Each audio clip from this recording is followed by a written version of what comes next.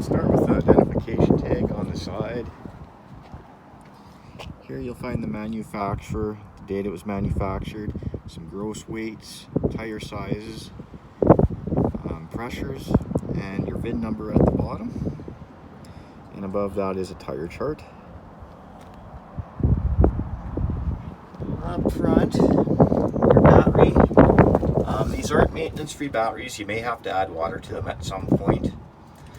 If you're not going to be using your unit for a while, I would disconnect it. There is a bit of a power drain coming from certain things. And for winter, I would store it somewhere warm. Just extend the life of it. You have your short cord in the front here and two cranks. This crank here is for your front landing gear.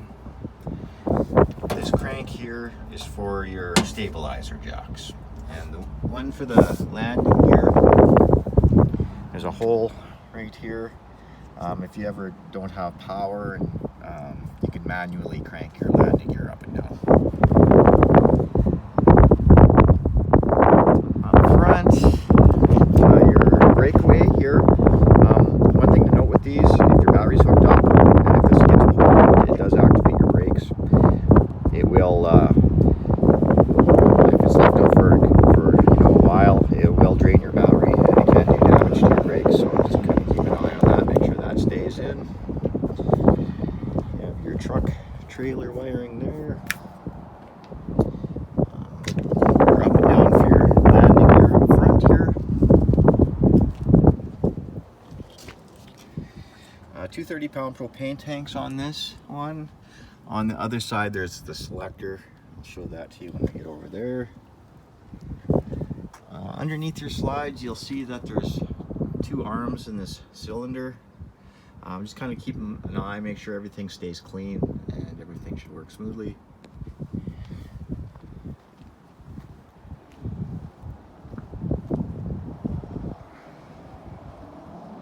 Behind the slide,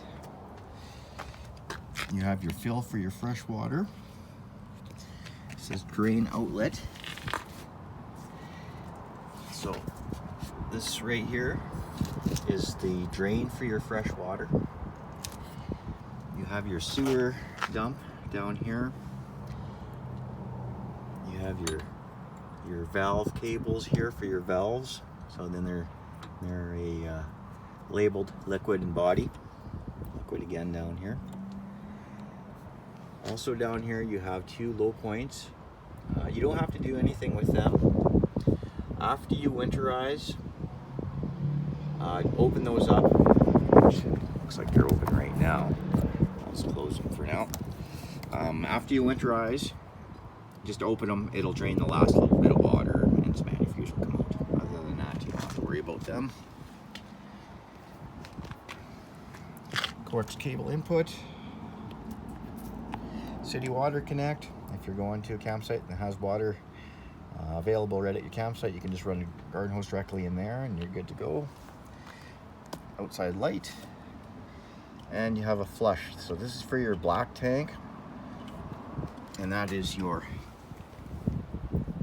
body waste. Make sure that if you are going to be using your flush, make sure you have that valve open, or else it'll just fill up your tank and you'll end up with a mess. So just remember that. Your plug in for your short cord. Sewer hose is in the bumper. Your rear stabilizer jacks at the back. And there on the other side. Spare tires mounted on the bumper. Outside shower with hot and cold. You do have a receiver and your power plug-ins back here. I don't know what they are rated for, but to me it looks like it's homemade, maybe. I'm not sure, but I can't say what that'd be rated for. Rear ladder. And I do recommend to inspect your roof once in a while, especially if you have some big storm or if you're backing into a tight campsite. just to take a look, make sure you don't have any broken vents, vent covers, or anything that could leak. Hot water heater. So this is a propane and a 110 electric. The electric part of it, you can see there's an on and off switch back there. If you turn that on, that'll trigger the element on. The propane side of it, there's a switch on the inside. You got your anoid rod, goes into the drain. And very important when you go to winterize is you drain the hot water heater.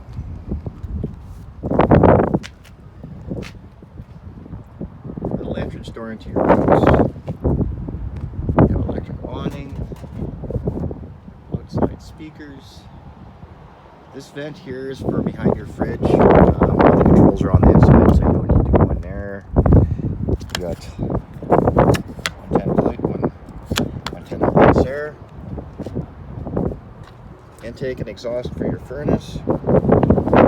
One thing with your wheels, these caps do pull off. There is grease nipples in behind there, so you can grease your wheel bearings. Not a bad idea to do once in a while. If you are putting a lot of miles on, I do recommend getting them repacked every so often. Entrance door.